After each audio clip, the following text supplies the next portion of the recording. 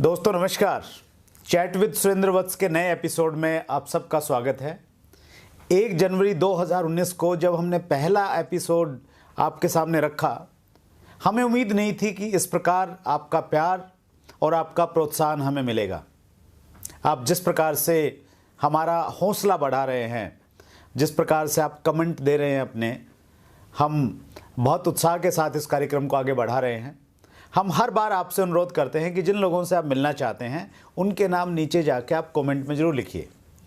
और आपने अपना काम शुरू कर दिया है। हमारे पास में 102 लोगों की लिस्ट आ गई है और उन 102 लोगों में वो तमाम लोग हैं जो इस इंडस्ट्री में कामयाब हैं और अलग अलग क्षेत्रों में कामयाब हैं। तो हमारा काम रहता है, पहले तो हम उनको देखें, क्योंकि हमारा अपना एक क्राइटेरिया है।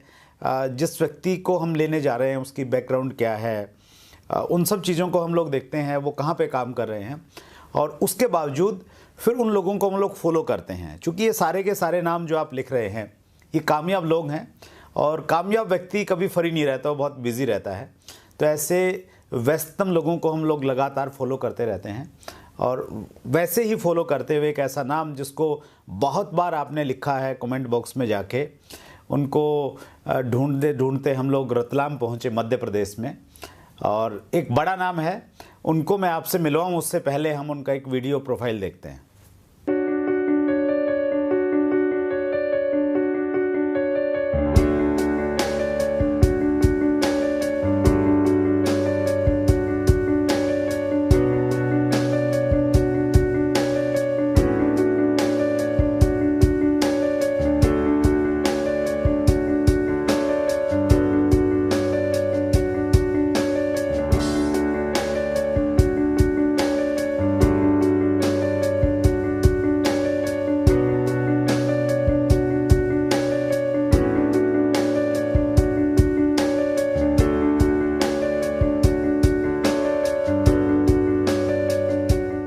जैसा आपने देखा, आज हमारे बीच में है डायरेक्ट सेलिंग इंडस्ट्री का एक बहुत बड़ा नाम, बहुत कामयाब लीडर, और जिन्हें यूट्यूब पे लोग बहुत प्यार करते हैं, बहुत सारे वीडियोस उनके देखते हैं।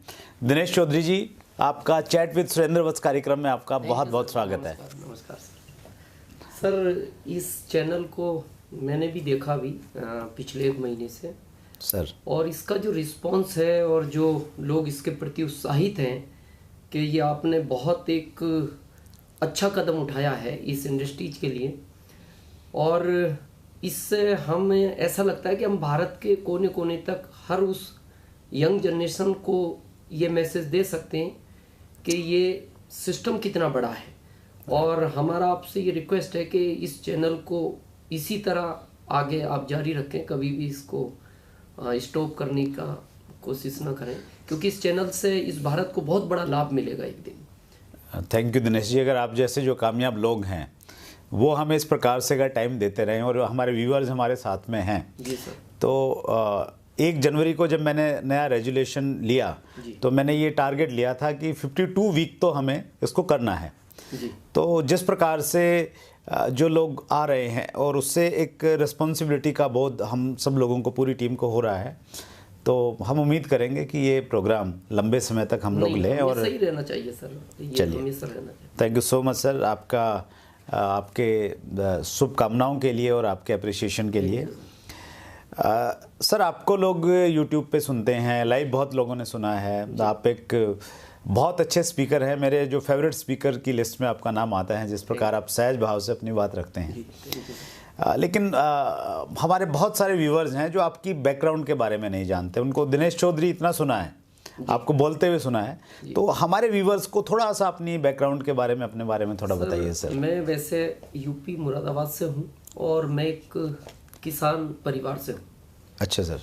और किसान परिवार में होने की वजह से बहुत ज़्यादा परिवार इतना मजबूत नहीं था, स्ट्रांग नहीं था, कि एजुकेशन ज़्यादा नहीं हो पाई। काफ़ी प्रयास भी किया और मैं 10th भी कंप्लीट नहीं कर पाया। अच्छा, हाँ। क्या बात कर रहे हो आप? हाँ। आपको इस वेशभूषा में कोई देखेगा तो ये यकीन नहीं करेगा। नहीं सर, ये कमाल इस सिस्टम का है, इस इंडस्ट्रीज ने। मैं आज गर्व करता हूँ कि मैं जिसके बारे में कभी सोच नहीं सकता था, इसने उस प्लेटफार्म पे लाके खड़ा कर दिया। और इसके पहले मैं इस सिस्टम, इस इंडस्ट्रीज के बारे में कुछ नहीं जानता था। तो मैं पहले बड़ा शरीर से भी वीक था, तो मेरे पिता ने कहा कि भाई खेती करो फिर। तो मेरी माँ ने कहा ये तो वैसे ही खत्म हो जाएगा खेती में, अच्छा, स्ट्रॉन्ग ही नहीं है। हाँ। तो फिर मैं जॉब के लिए एमपी आ गया। अच्छा। तो मैंने पहले प्राइवेट किया, फिर मैं सेमी गवर्नमेंट एमपी कृषि उपज मंडी में 700 रुपये की सैलरी से लगा और 2075 रुपये मेरे को मिलते थे। क्या बात है सर। और 2002 में इस सिस्टम की किसी ने मेरे से बात की कि इस तरह का कोई सिस्टम इस भारत में आया है कि जो बगैर पूंजी के बहुत कुछ दे सकता है। तो शुरू में बिलीव नहीं था, विश्वास हुआ नहीं, तो बहुत ज़्यादा हमने फोकस नहीं किया। अच्छा। और एक्सीडेंटल क्या हुआ कि मैं अपने जॉब के लिए जा रहा था, तो इस कॉन्सेप्ट की कोई किसी से बात कर रहा था कि यार इस तरह के कोई सिस्टम आए हैं भारत में। तो मैंने उसको पूछा यार इसकी पूरी जानकारी कैसे मिल सकती है। अच्छा। तो उसने कहा इसका एक प्रोग्राम है, एक मीटिंग है, इसका एक एजुकेशन सिस्टम है, वहाँ आप चलो, 26 जुलाई 2002 की बात है। तो मैंने उनसे कहा आप आओगे? बोले हाँ मैं भी आऊँगा। लेकिन जब मैं वहाँ पहुँचा तो वो नहीं थे। अच्छा। हाँ। और उस समय शुरुआत थी शायद इंडिया में, तो वहाँ 8 व्यक्ति पहले थे, 9वां में था और 10वां कोई आया नहीं। अच्छा। अच्छा, जिसने बुलाया वो भी नहीं आया। अच्छा। हाँ।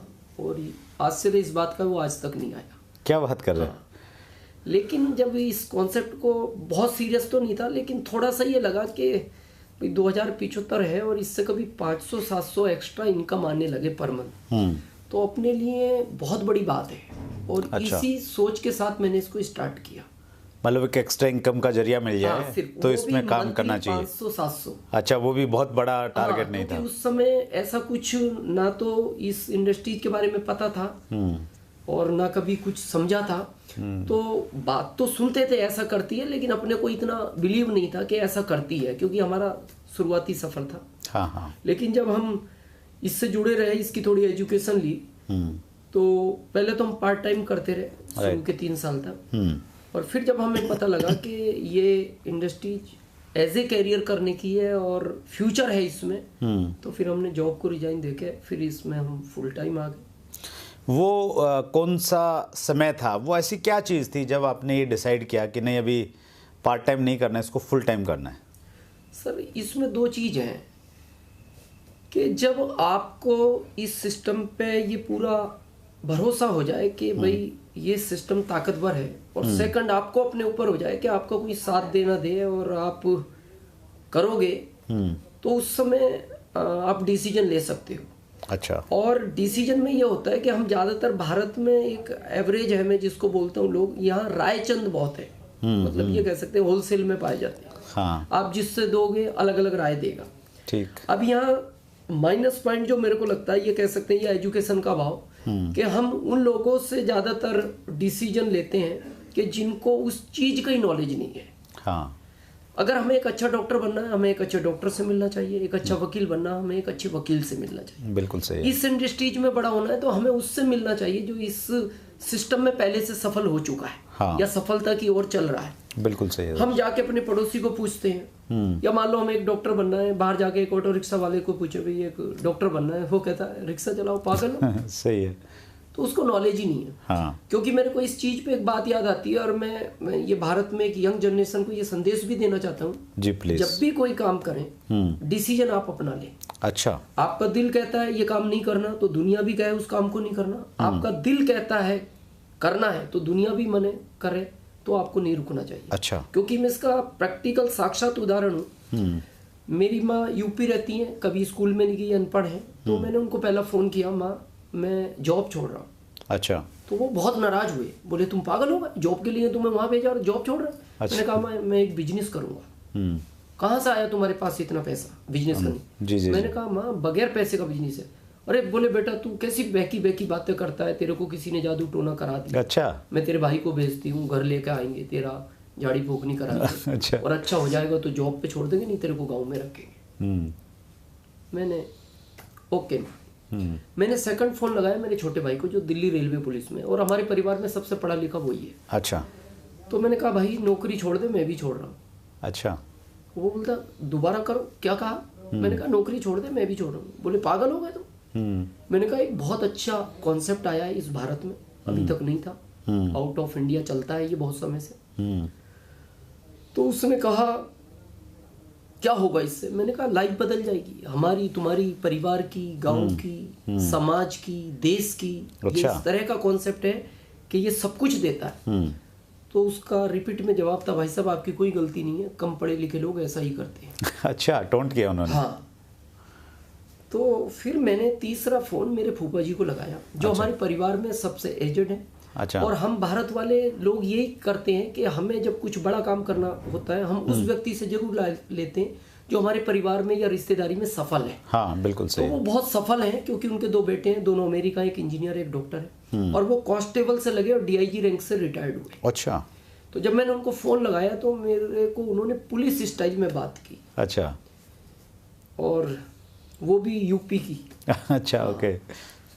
तो यूपी की पुलिस वैसे भी इन दिनों बहुत चर्चा में है। हाँ, और सर पुलिस का मतलब ये होता है, बहुत लोग मेरे से पूछते हैं सर पुलिस स्टाइल। मैंने कहा पुलिस स्टाइल का मतलब ये होता है कि जो गालियां आपने कभी ना सुनी हो, अच्छा, वो उनके पास होती हैं। ये कह सकते हैं गालियों का अपर वर्जन। अच्छा। तो मैं ये तो नहीं कहना चाहता उन्होंने मेरे को क्या क्या कहा, क्योंकि वो थोड़ा सा अच्छा नहीं रहेगा, लेकिन मैंने उनसे 3 मिनट बात की। और 3 मिनट के बाद आप ये सोच सकते हैं कि उन्होंने क्या कहा होगा। उस समय से मेरा ये वाला कान कम सुनता है। अच्छा, जब अच्छा। उन्होंने फोन पे बात की, अच्छा। और मैंने उस फोन को कट किया। उसके बाद मैं बड़ा नर्वस हो गया। मैंने कहा यार, माँ ने मना कर दिया, रियल ब्रदर ने मना कर दिया, फूफा जी जिनको हम सफल मानते थे उन्होंने मना कर दिया। मैंने 5 मिनट के बाद डिसीजन ये लिया कि दिनेश, अगर ये इंडस्ट्रीज में नहीं भी जाना तो भी अब डिसीजन मैं लूंगा। हाँ। और जाना है तो भी मैं लूंगा। अच्छा, खुद का डिसीजन होगा। हाँ, अब खुद का ही होगा। और मैं इसीलिए इस इंडिया को, यंग जनरेशन को ये संदेश देना चाहता हूँ कि डिसीजन आप अपना लें। दिल कहता है तो काम करो, दिल नहीं कहता मत करो। और मेरे को गर्व है अपने डिसीजन पर। और ये मैं ईगो में नहीं बोल रहा, सिर्फ गर्व में बोल रहा हूँ कि आज इस दुनिया में मेरे जितने भी रिश्तेदार हैं उन सब में सबसे अमीर आदमी आज मैं हूँ। अच्छा, क्या बात है। ग्रेट। तो वो जो लोग जिन्होंने आपको उस समय बोला था, तो उनकी आज क्या फीडबैक है? मतलब वो क्या मानते हैं कि आपने सही डिसीजन लिया करने का? हाँ सर, ये तो मानते हैं, लेकिन अब उनको एक अंदर अंदर ये एहसास भी और एक दुख भी है। हाँ। कि यार हमने इसको तो गलत डिसीजन दिया, लेकिन हमने इस इंडस्ट्रीज के बारे में क्यों नहीं सोचा। और क्योंकि ये कॉन्सेप्ट कहता है कि आप 5 से 7 साल बहुत सीरियस हो गए, फिर आपको इसी तरफ ध्यान देना है, किसी से बात नहीं करनी। राइट। और मेरे को गर्व है उस डिसीजन पे कि तब वो लोग मेरे से मिलना नहीं चाहते थे, और आज वो वेटिंग में है कि यार एक बार तो मिलो, कहाँ मिल सकते हैं। अच्छा, नहीं ये बहुत खूब सर। ये इंडस्ट्री मतलब ने आपको पैसा देती है, अभी तो मैं इसको मानता हूँ कि एक कंप्लीट पैकेज है। Yes, yes. जहाँ पे आपको पैसा भी है, आपको रिकॉग्निशन है, टाइम फ्रीडम है, सिक्योरिटी है, घूमने फिरने के मौके हैं, मतलब जो एक व्यक्ति को चाहिए वो सारी चीज़ें यहाँ पे हैं। बहुत बढ़िया सर। सर देखिए, जैसा आपने विज़न की बातचीत की, यंगस्टर्स जो हैं, हमारी जो यंग जनरेशन है, वो बहुत सारे लोग बड़े उत्साहित हैं, हम लोग देख रहे हैं। वो हमारे चैनल में भी बहुत अच्छे से अपने कमेंट डालते हैं, क्वेश्चन भी पूछते हैं जी। तो उनको आप क्या संदेश देना चाहेंगे? वो कहीं ना कहीं, क्योंकि जब एक बच्चा जो अभी पढ़ाई कंप्लीट की है या पढ़ रहा है, तो वो जब बिज़नेस की बातचीत करता है, एक ऐसे बिजनेस की बातचीत करता है जिसको अभी देश में उस प्रकार की सामाजिक मान्यता नहीं है, दूसरे कॉम्प्लिकेशंस हैं कई सारे, तो उस समय वो बड़ा भ्रमित रहता है कि करूं नहीं करूं, क्या करूं। तो हमारे युवाओं को आप क्या संदेश देना चाहते हैं? सर मैं ये कहना चाहता हूँ, ये इंडस्ट्री बहुत बड़ी है, इसको समझने में टाइम लगता है जी। और मेरे को इस इंडस्ट्रीज में 17 साल हो गए, मैं 17 साल से हूँ। मेरे को एक ही चीज का थोड़ा सा एहसास और दुख भी कह सकते हैं कि भारत का व्यक्ति इच्छा में काम नहीं करता, ये हमेशा मजबूरी में काम करता है। अच्छा। हाँ, जब इसके सारे रास्ते, ये सब दूर प्रयास करेगा, जब सारे रास्ते बंद हो जाते हैं तब फिर ये कहता है आप जो कहना चाह रहे थे अब बताओ। अच्छा। और मेरा ये मानना है कि जब आदमी को प्यास लगती है तब कुएं नहीं खुदते। सही। कुआं उस समय खोदना चाहिए जब आपको प्यास ना हो। और ये इंडस्ट्रीज आने वाले टाइम में इसमें कोई डाउट भी नहीं करना चाहिए कि ये जिस तरह भारत में ये कॉन्सेप्ट अभी उभर रहा है, ये इंडस्ट्रीज आगे बढ़ रही है, आने वाले टाइम में इससे हर जगह सामाजिक मान्यता हो या जो भी, वो सब कुछ मिलेगा। राइट। क्योंकि 17 साल में बहुत बड़ा बदलाव आया। जहां लोग इस पे पहले बिलीव ही नहीं करते थे, इसको देख के हंसते थे, पहले लोग इसको ये मानते थे कि ये उन लोगों का काम है जिसके पास कोई काम नहीं है। सही। लेकिन जब मैंने इसको अध्ययन किया आउट ऑफ इंडिया, तो वहां लोग ये मानते हैं, जो हमारे यहाँ जॉब को पहली प्रायोरिटी दी जाती है कि जॉब इंपॉर्टेंट है, ये फालतू काम है, वहां लोग ये कहते हैं कि ये फर्स्ट काम है, जॉब फालतू काम है। बहुत सही। जब इसको जो इस इंडस्ट्रीज में नहीं आ पाया वो फिर जॉब को करता है। हाँ, लेकिन वहाँ पे चूंकि इंडस्ट्री पुरानी हो गई है, 40-50 साल से है, तो निश्चित रूप से ऐसा माहौल है वहाँ पे, और हमारे यहाँ भी ऐसा माहौल आएगा, ऐसी हम उम्मीद कर सकते हैं। हाँ बिल्कुल। और मैं लोगों को इस बारे में एक बात भी पूछता हूँ कि आप जब जॉब को ज़्यादा लाइक करते हैं, आज भारत की बात करें, आउट ऑफ इंडिया भारत से लगभग समथिंग 1% लोग जॉब करते हैं। हाँ, क्योंकि जॉब को ज़्यादा लाइक। मेरे को आउट ऑफ इंडिया के लोग इंडिया में दिखाओ कितने परसेंट जॉब करते हैं। बहुत कम है। हाँ, ना के बराबर। हाँ, ना के बराबर। क्योंकि वो जॉब को लाइक नहीं करते, वो इस इंडस्ट्रीज की गहराई जानते हैं। और हम अभी, क्योंकि हमारे इंडिया में नया है, इसलिए हमें थोड़ा सा वक्त तो लगेगा समझने में। लेकिन मेरा ये मानना है कि 2025 के बाद जिस तरह भारत में मेट्रो को दौड़ाया जा रहा है, ये सिस्टम उसी तरह भारत में रन करेगा। बहुत बढ़िया सर। पिछले एक एपिसोड में हमारे साथ में बिजोन मिश्रा सर हैं, जो इंटरनेशनल कंज्यूमर पॉलिसी एक्सपर्ट हैं जी। तो उन्होंने भी ये विज़न दिया कि अगर आप यूएस और चाइना से कंपैरिजन करेंगे तो इंडिया में डायरेक्ट सेलिंग अभी है ही नहीं, कुछ वॉल्यूम ही नहीं है। तो ये बहुत तेज़ी के साथ में बढ़ेगा, तो आपने भी उस पर मोहर लगाई है। सर, मैं एक चीज़ जानना चाहता हूँ, यहाँ पे जब एक व्यक्ति उतर जाता है काम में, पूरे कॉन्फिडेंस और विज़न के साथ में वो काम कर रहा है, और चूँकि बिजनेस लीडरशिप ड्रिवन है, एज ए लीडर आपको काम करना होता है, तो एक अच्छा लीडर बनने के लिए एक व्यक्ति को क्या करना चाहिए? क्या ऐसी चीज़ हो उसके अंदर में कि वो एक अच्छा लीडर बन जाए आगे जाके? सर, इस कॉन्सेप्ट में क्या है, इसमें दो चीज़ काम करती हैं सर। एक समझना और एक समझाना। पहले तो आपको समझ होनी चाहिए उस कॉन्सेप्ट की, उस सिस्टम की, उस इंडस्ट्री की, फिर आपको समझाना है। और क्योंकि ये मल्टीपल कॉन्सेप्ट है, तो इसमें कम समय में अमीर बनने के ज़्यादा चांस रहते हैं, और ऐसे कई एग्जाम्पल हैं इस दुनिया में। होता क्या है, मैं कई बार लोगों से पूछता हूँ कि कॉन्सेप्ट बहुत इजी है, करना कुछ नहीं, आपको अच्छा रहना है, अच्छा लोगों से बात करना है, लोगों को समझाना है, तो ये इजी है। लेकिन थोड़ा सा मुश्किल भी है भारत में। क्यों? क्योंकि भारत के लोगों को समझाना है। अच्छा, हाँ, ठीक है। तो ये कॉन्सेप्ट है समझने और समझाने का। अब इसमें क्या होता है लीडरशिप में कि आप किसी से बात करने गए, ये कॉन्सेप्ट बहुत उतार चढ़ाव का है। शुरू में 5 से 7 साल बड़ा अप डाउन करता है, और ये प्रकृति का नेचर भी है, इस पर भी हम बात करेंगे। अब अप डाउन क्यों करता है, कब अप करेगा कब डाउन करेगा। जब इस इंडस्ट्रीज की आप किसी से बात करने गए और आपने उसको अच्छे से समझा दिया, तब ये सिस्टम अप करता है। अच्छा। और जब आप ये कॉन्सेप्ट किसी को समझाने गए, उसने आपको समझा दिया, अच्छा, तब ये डाउन करता है। अच्छा, ठीक। और ये चलेगा, ये प्रकृति का नियम है। आप देखो, जब ईसीजी की रिपोर्ट आप देखते हैं, हाँ, वो अप डाउन में है। हाँ, बिल्कुल सही है सर। जैसे आपके घर में या किसी के घर में कोई भी हॉस्पिटलाइज हुआ और आदमी घबरा जाता है, सर ये बाथरूम में गिर गया, हाँ, और हम घबरा गए, तो वो जब उसको एक टीवी से कनेक्ट करता है, और जब वो लाइनें अप डाउन होती हैं, हाँ, तो डॉक्टर कहता है रिलैक्स, बिल्कुल ओके है, क्यों घबरा रहे हो? बोले नहीं सर, हम तो बहुत घबरा। बोले देखो ना कितना अप डाउन हुआ, ये बिल्कुल सही चल रहा है। हाँ, और आप इसी को देखते रहना। हाँ, अच्छा। अगर ये लाइनें अप डाउन है, हाँ, तो आपको चिंता करने की जरूरत नहीं है। मैं शाम को फिर वापस आऊंगा एक बार देखने। अच्छा। और जब 5 बजे आता है, वो पूछता है कैसा रहा, बोले नहीं सर, बोले रिलैक्स, और बोले अभी मेरी ड्यूटी ऑफ हो गई, मैं घर जा रहा हूँ। और रात भर आप टीवी देखते रहना। अगर ये लाइन अप डाउन है तो आपको ज्यादा टेंशन नहीं लेना। हाँ, कभी रात में ये लाइन सीधी हो जाए तो फिर मेरे को फोन मत लगाना, घर ले जाना। अच्छा। हाँ, तो हम अपनी लाइफ में चाहते हैं कि सब स्टेबल हो जाए, तो ये तो प्रकृति का नियम है कि ये किसी साइंटिस्ट के माइंड में उसने डाला ऊपर वाले ने कि इस लाइन को आप ऐसे बनाओ। Right sir.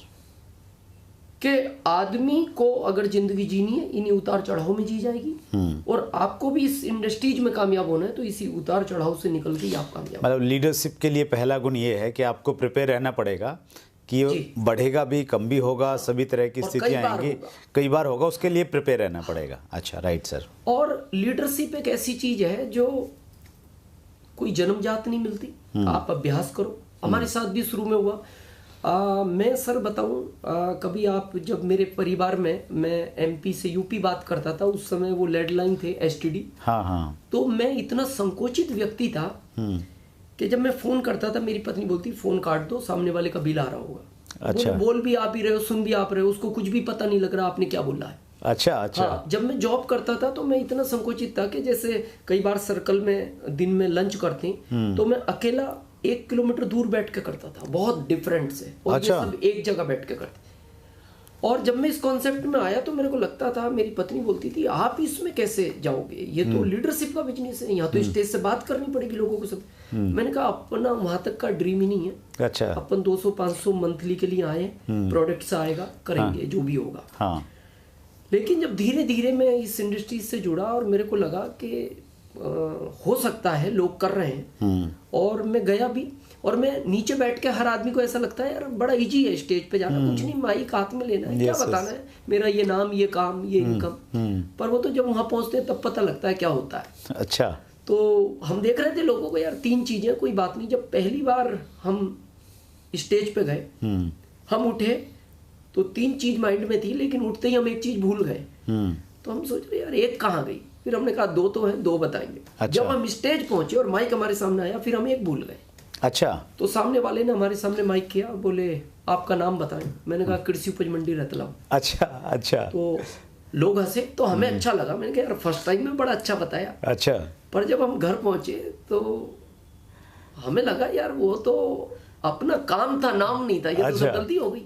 क्या बात है। लेकिन आज मैं सर बहुत जिम्मेदारी और विश्वास के साथ कह सकता हूँ कि अगर मेरे जैसा व्यक्ति इसमें उस लेवल तक एज ए लीडर पहुंच सकता है, तो भारत का हर बच्चा उस स्टेज तक पहुंच सकता है। बहुत बढ़िया सर, बहुत खूब। मतलब घबराने की जरूरत नहीं है, कम बोलते हैं, हेजिटेशन है, घर वाले करें तो क्या करेगा, कहा मेरी पत्नी ने। हाँ, बोले ये कॉन्सेप्ट आपके लिए तो काम ही नहीं करेगा। चलिए बहुत उत्साहवर्धक बात आपने हमारे व्यूअर्स को बताई। सर इस बिजनेस में चूँकि आपकी जो बैकग्राउंड है, आपने बताया कि आपने 10th क्लास पास किया था या नहीं किया? नहीं हुआ था। नहीं। तो उसके बाद में क्या यहाँ पे इस बिजनेस में आने के बाद में एजुकेशन की ज़रूरत है कि हाँ यहाँ पे आने के बाद आपने कुछ सीखा? हाँ सर, मतलब मैं ये गर्व के साथ भी कहता हूँ कि आज एक 10वीं फेल लड़का भारत में पढ़े लिखे लोगों को इस इंडस्ट्रीज की एजुकेशन देता है, ये मेरे को अपने आप पे गर्व है। और वो सब मेरा यहीं हुआ। अच्छा, यहीं से सीखा? हाँ, मैं जहां तक भी पहुंचा, पहनना, क्योंकि पहला मेरा पहनने का स्टाइल भी अलग था, हमेशा स्लीपर, आस्तीन, ऊंची नीची, बड़ा अटपटा रहता था। सब कुछ यहीं से सीखा। और एजुकेशन इसका सबसे मस्ट पार्ट है। अच्छा। अगर हम एजुकेशन को इग्नोर करेंगे तो इस सिस्टम में हम कभी भी सफल नहीं हो सकते। लेकिन हमारे साथ होता क्या, हम भारत के व्यक्ति, क्योंकि पहले से हम इतना सीखे हुए हैं कि आगे जाने की गुंजाइश नहीं है। सही, भरे हुए हैं, पूरा भरे हुए हैं, फुल है एकदम। इस पर मेरे को एक बात याद आती है, मैं लोगों से पूछता भी हूँ। एक क्लास चल रही थी, एक टीचर क्लास में आए, उन्होंने बच्चों को कहा, बच्चों सत्य और ब्रह्म में क्या अंतर है? अच्छा, सत्य और ब्रह्म में क्या अंतर है? जी। तो एक लड़के ने हाथ खड़ा किया, सर मैं बताऊं? बोले बताओ। बोले सर आप पढ़ा रहे हो ये सत्य है, और हम पढ़ रहे हैं ये आपका ब्रह्म है। अच्छा अच्छा अच्छा। ऐसे इस इंडस्ट्रीज में बहुत लोग इन्वॉल्व होते हैं, बैठते हैं, समझते हैं, लेकिन वो भी वहाँ यही समझ के बैठते हैं, सर आप इस सिस्टम की जानकारी दे रहे हो, ये सत्य है, और इस सिस्टम की हम जानकारी ले रहे हैं, ये आपका भ्रम है। हाँ, इसी एटीट्यूड में करते हैं काम। हाँ, तो इसको 5 से 7 साल इसकी एजुकेशन बहुत सीरियसली लेनी चाहिए। अच्छा, सीखना और अपने आप में बदलाव करके आगे बढ़ना। हाँ, ये इसका इम्पोर्टेंट पार्ट है। जब हम सीखने की बातचीत करते हैं सर, जैसे एक छोटा बच्चा होता है तो उसकी जो सबसे पहले टीचर हैं वो उसकी मम्मी और उसके पापा रहते हैं। तो वैसे ही हमारे बिजनेस में अपलाइन का जो रोल है वो पेरेंट्स वाला रोल रहता है कहीं ना कहीं। तो एक प्रॉब्लम अक्सर देखने को मिलती है कि अगर एक व्यक्ति की अपलाइन बहुत ज़्यादा एजुकेटेड नहीं है, या उम्र में उससे कम है, या उसका फाइनेंशियल जो स्टेटस है वो बहुत अच्छा नहीं है, तो उसको जर्नली लोग उतना महत्व नहीं देते, सीखने का एटीट्यूड उसके प्रति नहीं रखते। तो ऐसी स्थिति में क्या करना चाहिए? सर मेरा ये मानना है, इस कॉन्सेप्ट में जो आपकी अप्लाई होती है as a guardians, as a father sir, वो आपसे एजुकेशन में कम हो सकता है, ज़्यादा हो सकता है। तो हम क्या मानते हैं कि यार ये हमसे एजुकेशन में कम है, ये हमें क्या सिखाएगा, ये गांव का है, हम शहर के हैं, हम इससे एज में ज़्यादा है, ये एज में कम है सर। लेकिन इस कॉन्सेप्ट में आपको पूरी दुनिया का नॉलेज आपके अपलाइन से ज़्यादा हो सकता है, लेकिन इस इंडस्ट्रीज का नॉलेज आपकी अपलाइन से आपको ज़्यादा है। राइट।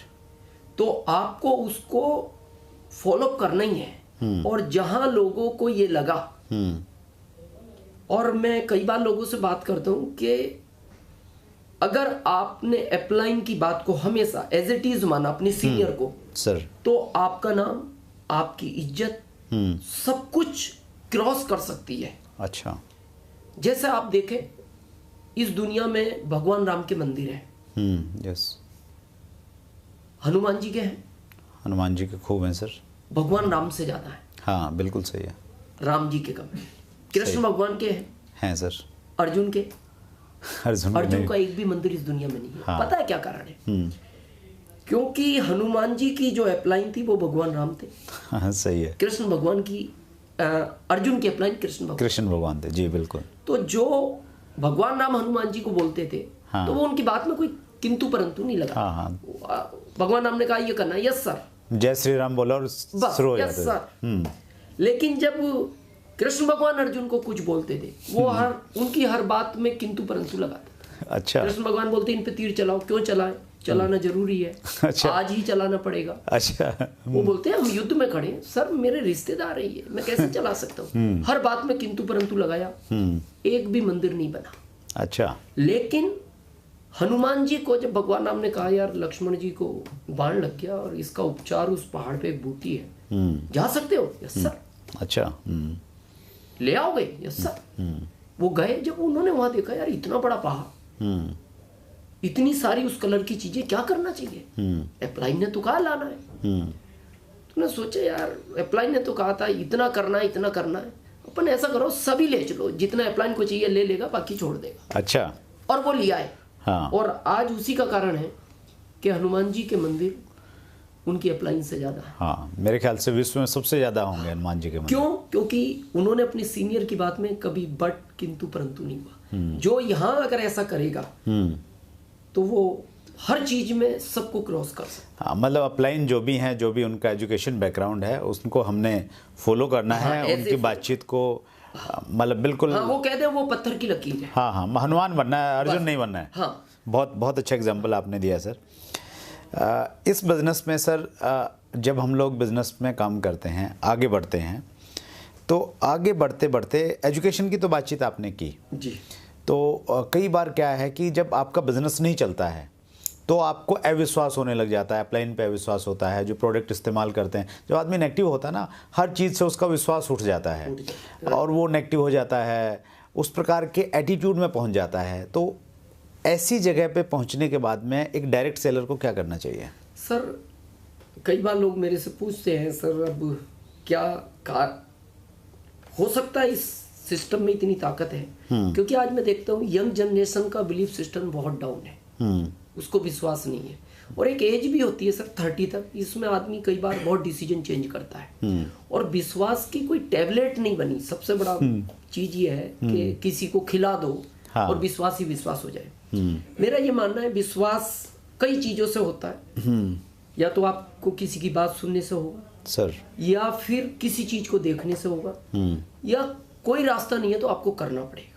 सबसे अल्टीमेट रास्ता है बिलीव का कि आपको करना ही पड़ेगा। राइट। जैसे आज हम बड़े हुए बचपन से, विश्वास भी तो बड़े हुए।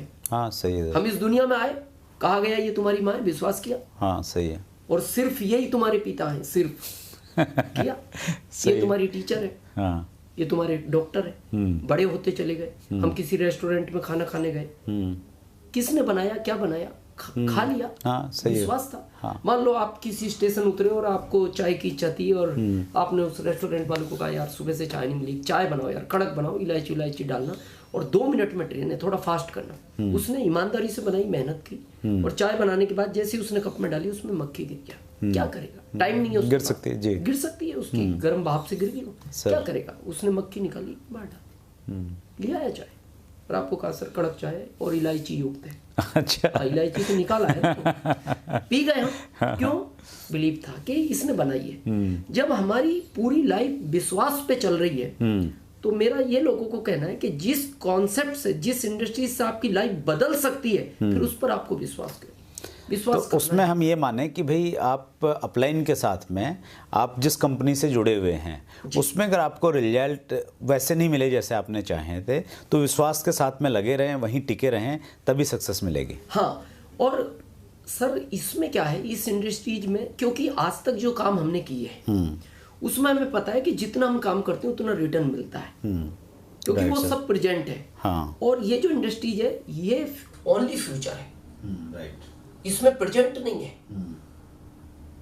जैसे आप आज जो भी कर रहे हैं, जॉब कर रहे हैं, बिजनेस कर रहे हैं, आपकी फैक्ट्री है, जितनी भी बड़ी इंडस्ट्रीज है, मेरा ये मानना है वो एज ए गेहूं का पौधा है। अच्छा।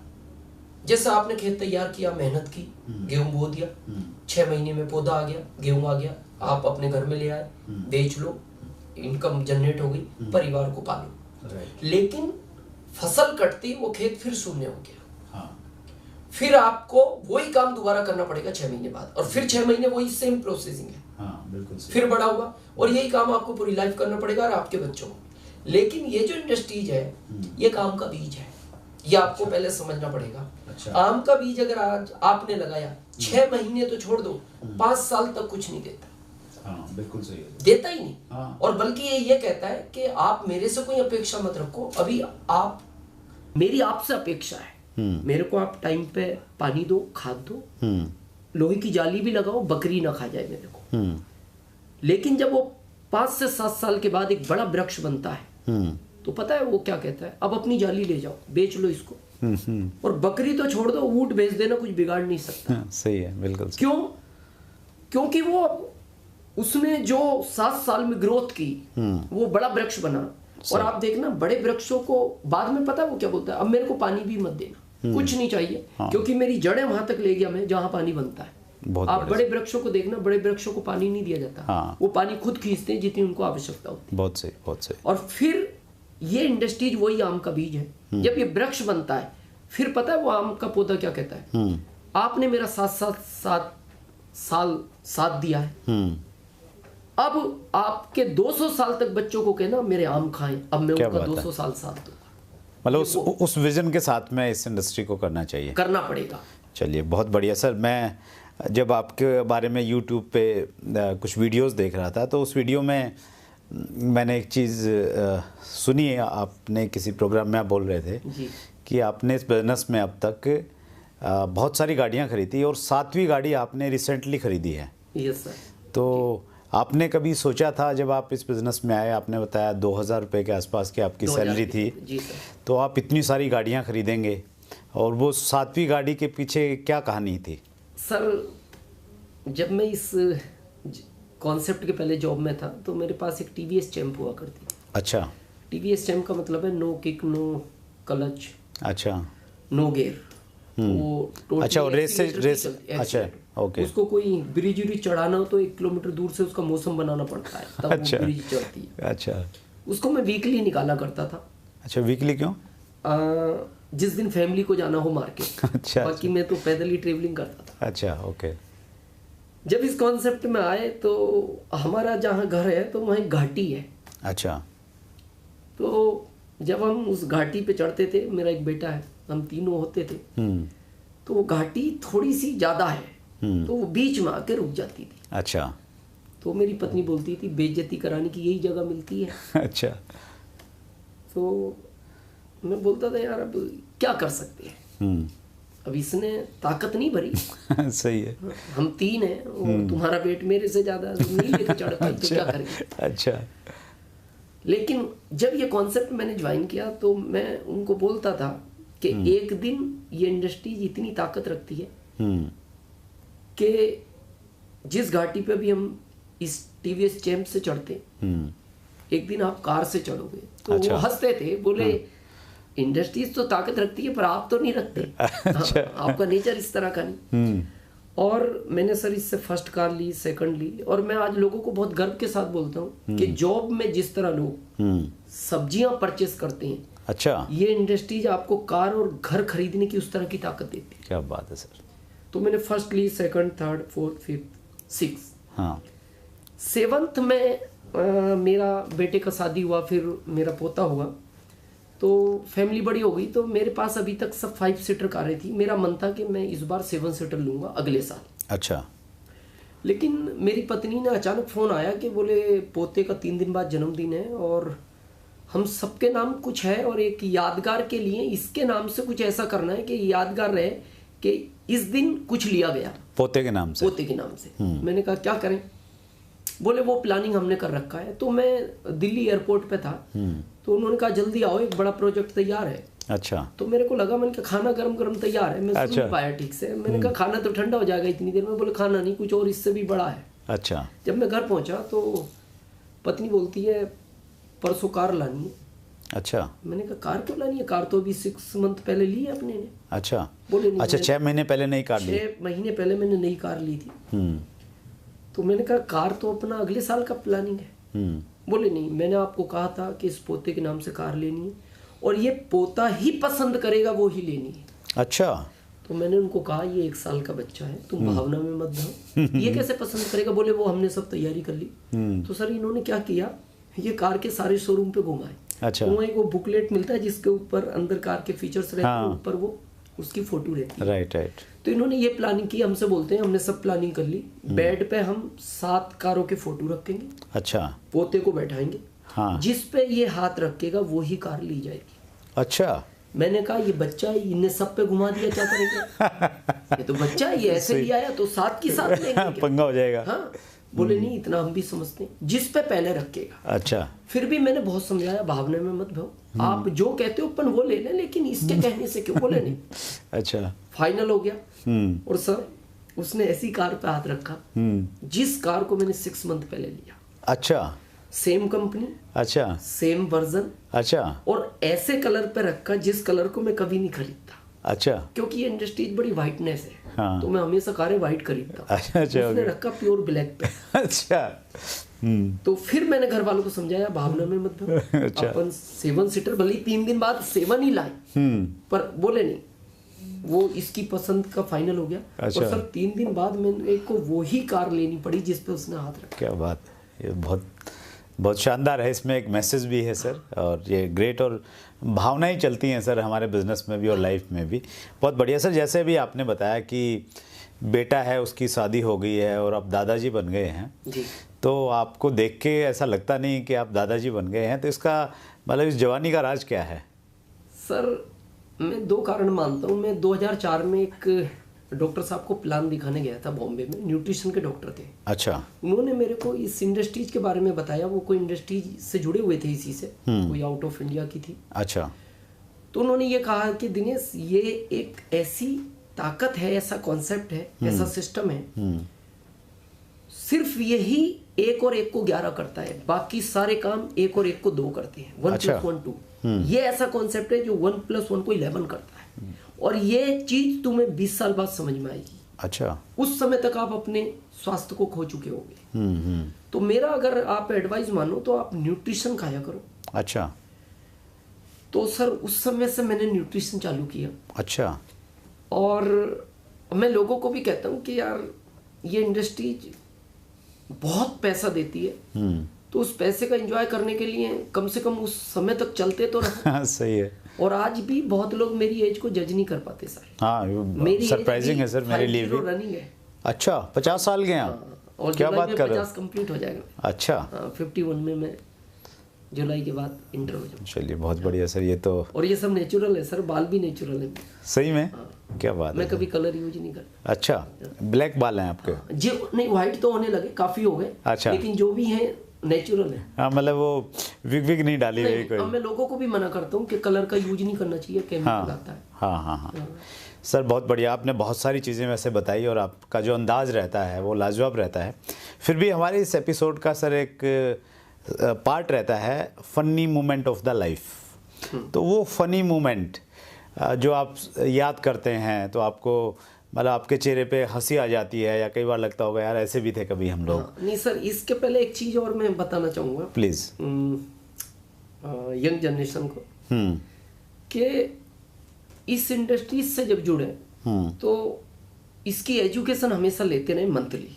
राइट। क्योंकि किसी ने कहा है और मैंने ये चीज़ को पढ़ा भी है कि आदमी के माइंड में एक दिन में 10,000 से ज़्यादा थॉट आते हैं। सही। निगेटिव और पॉजिटिव। आप जैसे लोगों की संगत करोगे वैसे थॉट आएंगे। हाँ।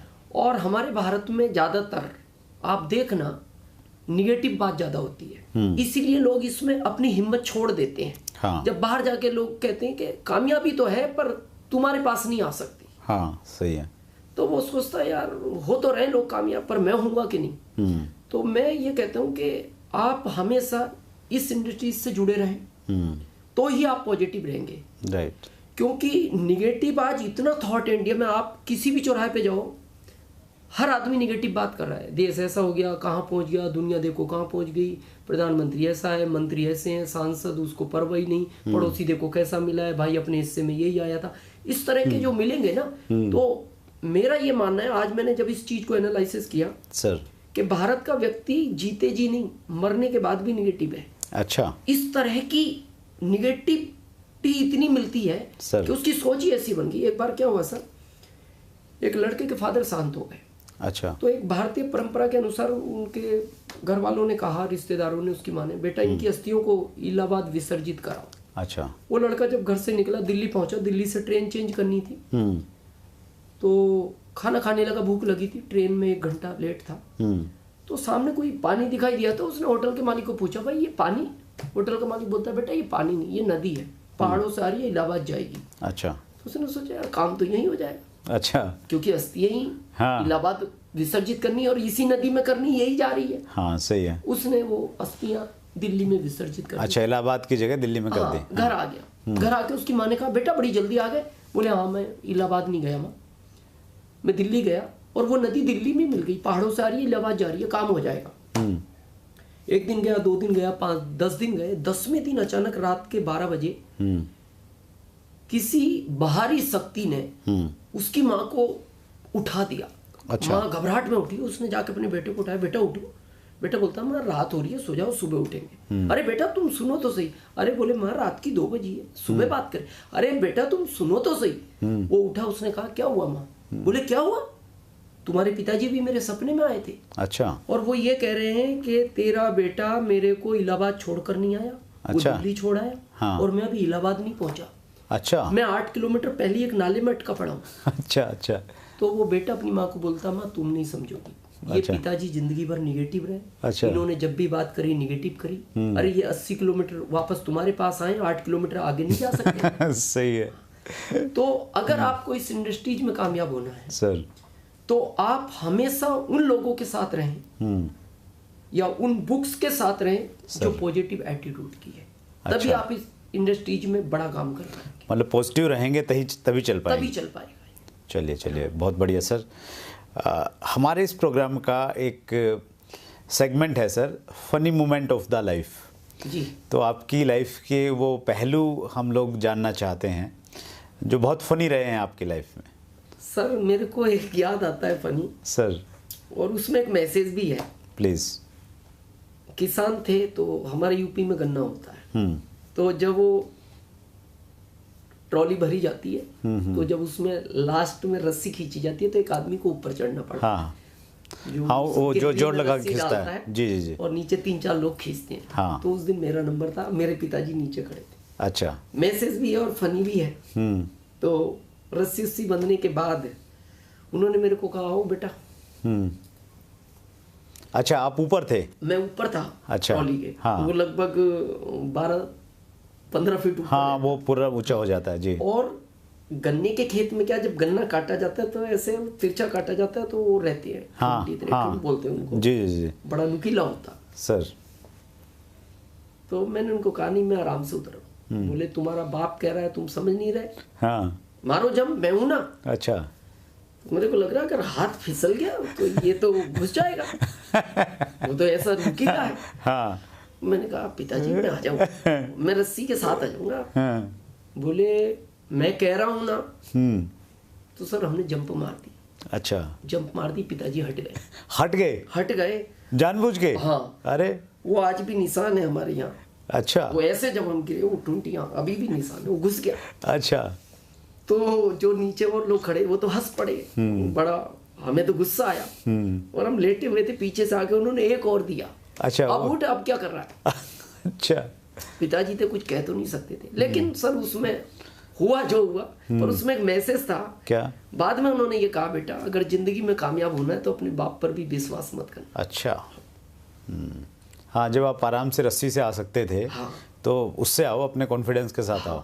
बोले मैंने 2 बार भी कहा, तुमने क्यों किया मेरी बात पे विश्वास? हाँ, तुम हाँ। कहते थे मेरे को तो आना ही नहीं, मैं अपने हिसाब से आऊंगा। हाँ हाँ, चलिए बहुत बढ़िया सर, आपने बहुत अच्छा आपका कन्वर्सेशन रहा और आपने फनी मोमेंट में भी एक बहुत अच्छी एजुकेशन लोगों को दी। और वैसे तो आपका जो स्टाइल है सर, आपकी जो स्पीच रहती है, जो आपकी वीडियोज़ हैं, तो मैंने तो ये देखा कि हर 2 मिनट के बाद कोई ना कोई एक पंच रहता है आपकी बातचीत में, और वो आज हमारे व्यूवर्स भी उससे रूबरू हुए। आपने चैट विद सुरेंद्र वत्स के लिए टाइम दिया, हम बहुत आभारी हैं सर आपके। Thank you very much. ये थे श्री दिनेश चौधरी, रतलाम मध्य प्रदेश से, जो बहुत कामयाब शख्सियत हैं। दोस्तों, इसी प्रकार से आप अपना प्यार चैट विद सुरेंद्र वत्स को देते रहें। जैसा कि आपको मालूम है कि हम हर मंगलवार रात्रि 8 बजे आपसे रूबरू होते हैं, तो अगले मंगलवार फिर मिलेंगे रात्रि 8 बजे। तब तक के लिए बहुत बहुत धन्यवाद। Thank you.